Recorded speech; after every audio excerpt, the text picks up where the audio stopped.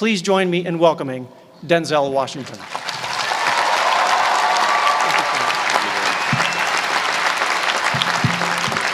Thank you. Thank you very much. I am obviously the most unorganized. Everybody else has nice boxes to bring their script up in. I just kind of got it all messed up here and put it inside of a magazine. So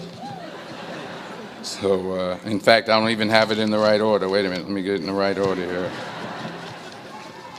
So if it starts flying around the stage, just, run around and grab it for me and bring it back up here for me.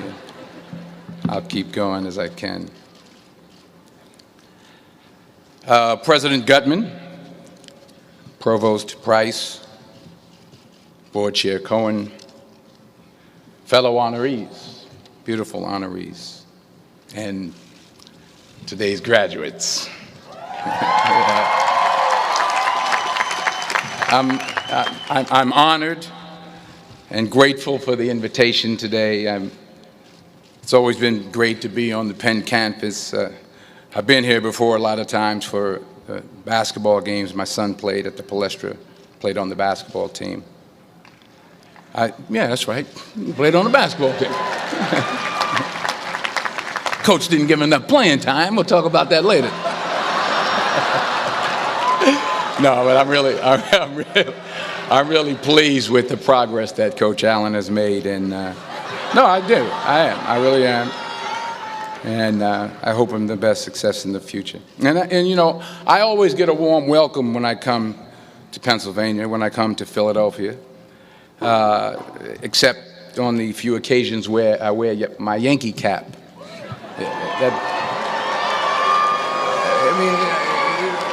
What's wrong with that? I can't suddenly just switch up and wear a Philly cap. I mean, it's like taking your life in your hands around here when you wear a Yankee cap. I'm telling you. I met a couple of guys and they were like, "Hey, we love you, Denzel, but you walking around with that hat on. We don't care who you are."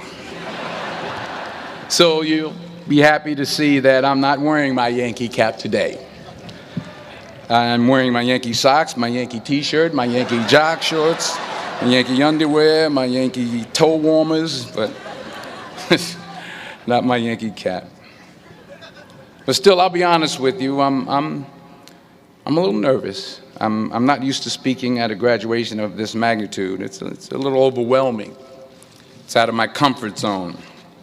You dress me up in army fatigues or throw me on top of a moving train, as someone said, unstoppable, or ask me to play Malcolm X, Reuben Hurricane Carter, or Alonzo from Training Day. I can do that. But a commencement speech, it's a very serious affair, and it's a very different ball game. There are literally thousands and thousands of people here. And for those who say, well, you're a movie star, millions of people watch you and watch you speak all the time, well, that's true. That's technically true. But I'm not actually in the theater watching them watching me. I think that makes sense. I mean, I'm not there when they call for a fidget around or pull out their iPhones or text their boyfriend or scratch their behinds or whatever it is they're doing in the movie theater. But from up here, I can see every single one of you. And that makes me uncomfortable. So please, don't pull out your iPhones and don't text your boyfriend until after I'm done. Please. If you have to scratch your behind, I understand. Go ahead. I was thinking about this speech, what I should say. I figured the best way to keep your attention would be to talk about something, really like juicy Hollywood stuff. Like, I thought I could talk about me and Russell Crowe getting in arguments on the set of American Gangster, but I said, no, you're a group of high-minded intellectuals, you're not interested in that. Or maybe not. I thought about a private moment I had backstage with Angelina Jolie in a dressing room after the Oscars. But I said, no, I don't think so. This is an Ivy League school, and Angelina Jolie half naked in a dressing room. Who wants to hear about that? No one. No one. This is pen. That stuff would never go over well over here. Maybe at Drexel, but not over here.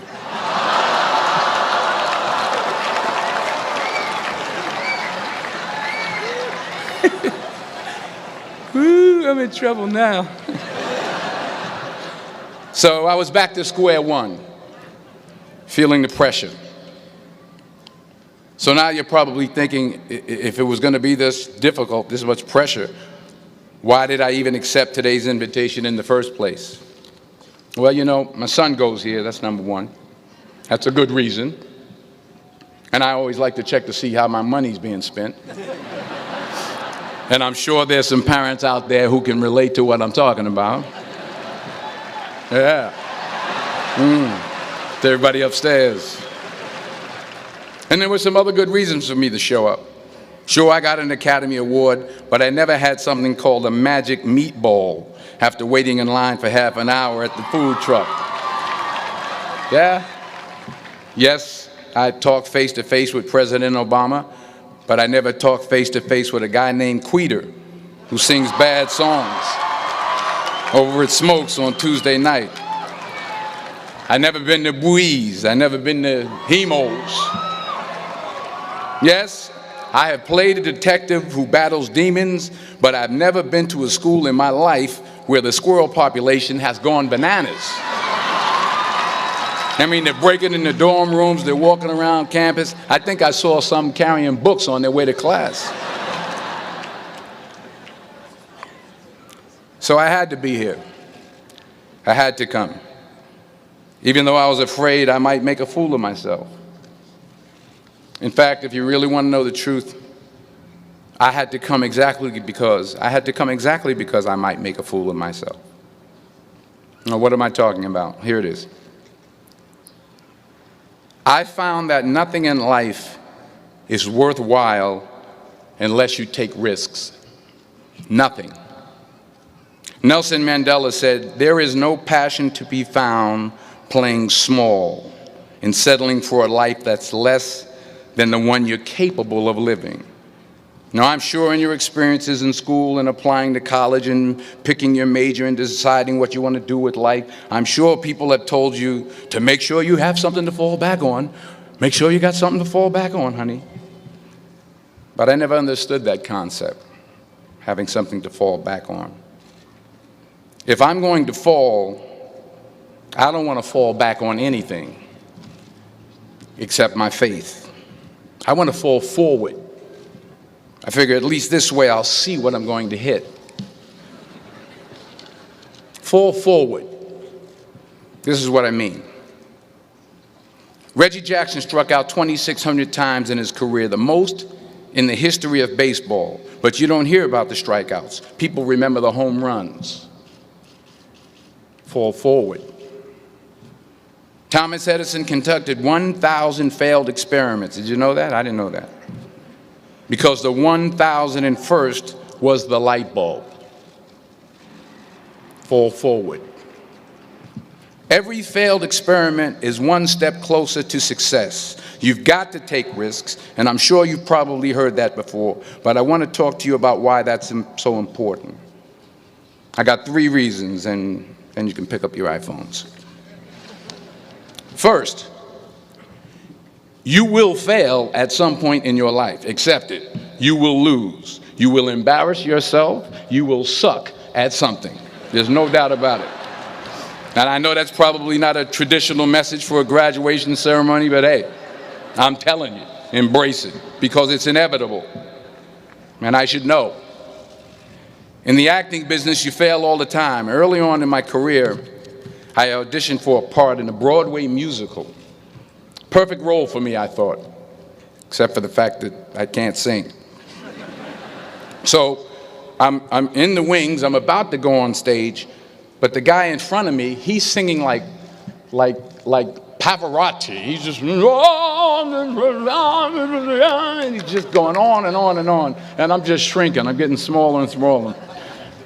So they say, "Oh, thank you very much, and you'll be hearing from us." So I come out with my little sheet music, and it was Just My Imagination by the Temptations. That's what I came up with. So I hand it to the accompanist, and she looks at it and looks at me and looks out at the director and was like, all right. So I start, I'm going to sing. I'm like, it's just my imagination once again, and then coming away with me. And I'm not saying anything, so I'm thinking I'm getting better. So I could start getting into it. It was just my imagination. Running. This, thank you. Thank you very much, Mr. Washington. Thank you. So I assumed I didn't get the job. But the next part of the audition, he called me back. The next part of the audition is the acting part of the audition. Now I'm like, hey, okay, maybe I can't sing, but I know I can act. So they pair me with this guy, and again, I didn't know about musical theater. And musical theater is big, so they can reach everyone all the way in the back of the stadium. And I'm more from a realistic, naturalistic kind of acting where you actually talk to the person next to you. So I don't know what my line was. My line was, well, hand me the cup. And his line was, well, I will hand you the cup, my dear. The cup will be there to be handed to you. I said, oh, okay. Well, should I give you the cup back? Oh, yes, you should give it back to me because you know that is my cup and it should be given back to me. I didn't get the job. But here's the thing. I didn't quit. I didn't fall back. I walked out of there to prepare for the next audition, and the next audition, and the next audition. I prayed. I prayed, and I prayed. But I continued to fail, and fail, and fail. But it didn't matter, because you know what? There's an old saying, you hang around the barbershop long enough, sooner or later you're going to get a haircut. So you will catch a break, and I did catch a break. Last year, I did a play called Fences on Broadway. Someone talked about it. Won the Tony Award. And I didn't have to sing, by the way. But here's the kicker. It was at the Court Theater. It was at the same theater that I failed that first audition 30 years prior. The point is, and I'll pick up the pace, the point is every graduate here today has the training and the talent to succeed. But do you have the guts to fail? Here's my second point about failure. If you don't fail, you're not even trying. I'll say it again. If you don't fail, you're not even trying. My wife told me this great expression. To get something you never had, you have to do something you never did. Les Brown's a motivational speaker. He made an analogy about this. He says, imagine you're on your deathbed, and standing around your deathbed are the ghosts representing your unfulfilled potential. The ghost of the ideas you never acted on. The ghost of the talents you didn't use. And they're standing around your bed, angry, disappointed, and upset. They say, we came to you because you could have brought us to life, they say. And now we have to go to the grave together. So I ask you today, how many ghosts are going to be around your bed when your time comes? You've invested a lot in your education, and people have invested in you. And let me tell you, the world needs your talents. Man, does it ever. I just got back from Africa like 2 days ago, so if I'm rambling on, it's because I'm jet lagged. I just got back from South Africa. It's a beautiful country, but there are places there with terrible poverty that need help. And Africa is just the tip of the iceberg. The Middle East needs your help. Japan needs your help. Alabama needs your help. Tennessee needs your help. Louisiana needs your help. Philadelphia needs your help. The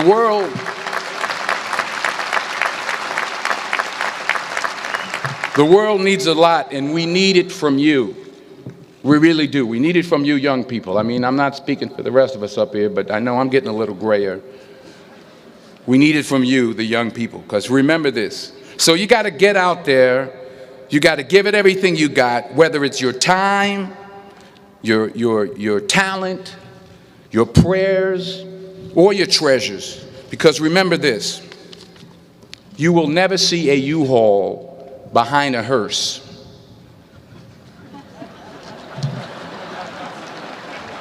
I'll say it again. You will never see a U-Haul behind a hearse. You can't take it with you. The Egyptians tried it, and all they got was robbed. So the question is, what are you going to do with what you have? I'm not talking about how much you have.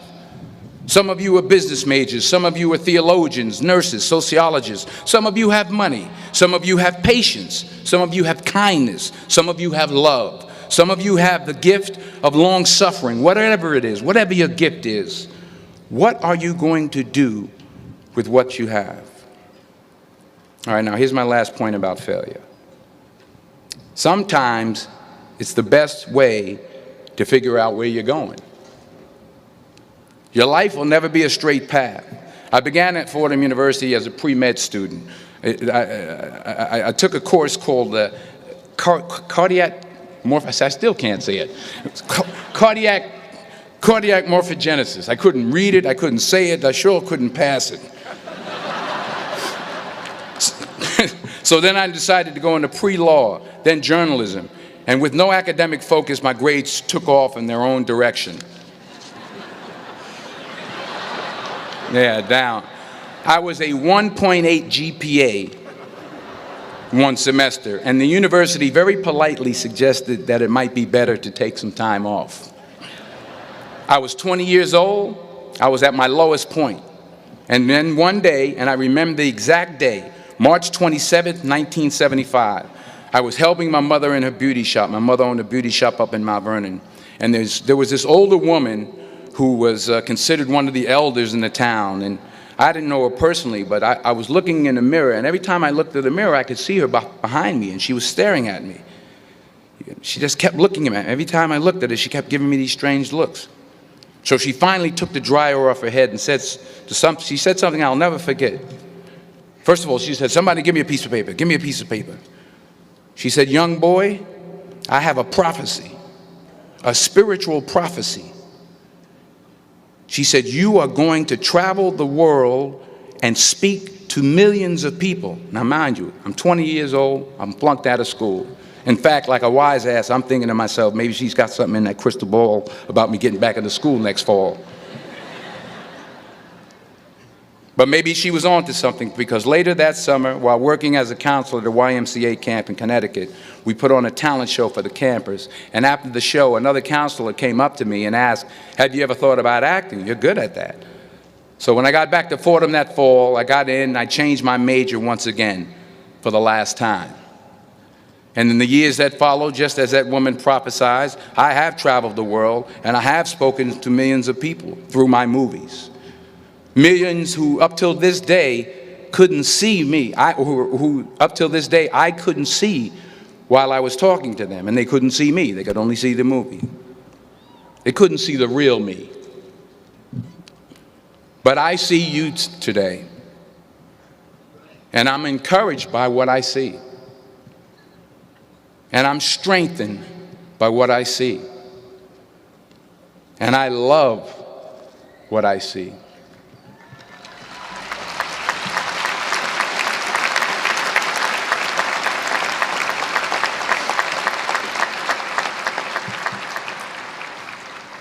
One more page, and I'll shut up.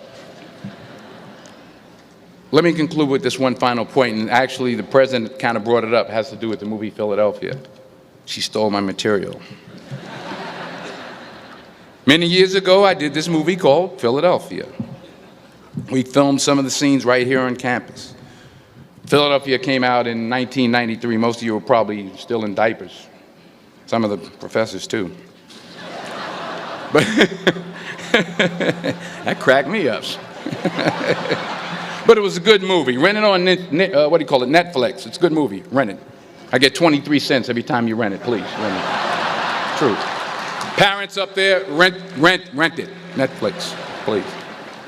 Tell your friends too. It's about a man played by Tom Hanks who's fired from his law firm because he has AIDS. He wants to sue the firm, but no one's willing to represent him until a homophobic ambulance chaser lawyer, played by yours truly, takes on the case. In a way, if you watch the movie, you'll see everything I'm talking about today. You'll see what I mean about taking risk or being willing to fail. Because taking risk is not just about going for a job. It's also about knowing what you know and what you don't know. It's about being open to people and to ideas. In the course of the film, the character I play begins to take small steps, small risks. He very, very, very slowly begins to overcome his fears. And I feel ultimately his heart becomes flooded with love. And I can't think of a better message as we send you off today. To not only take risks, but to be open to life, to accept new views, and to be open to new opinions, to be willing to speak at a commencement at one of the best universities in the country, even though you're scared stiff. While it may be frightening, it will also be rewarding. Because the chances you take, the people you meet, the people you love, the faith that you have, that's what's going to define you. So members of the class of 2011, this is your mission. When you leave the friendly confines of Philly, never be discouraged, never hold back, give everything you got.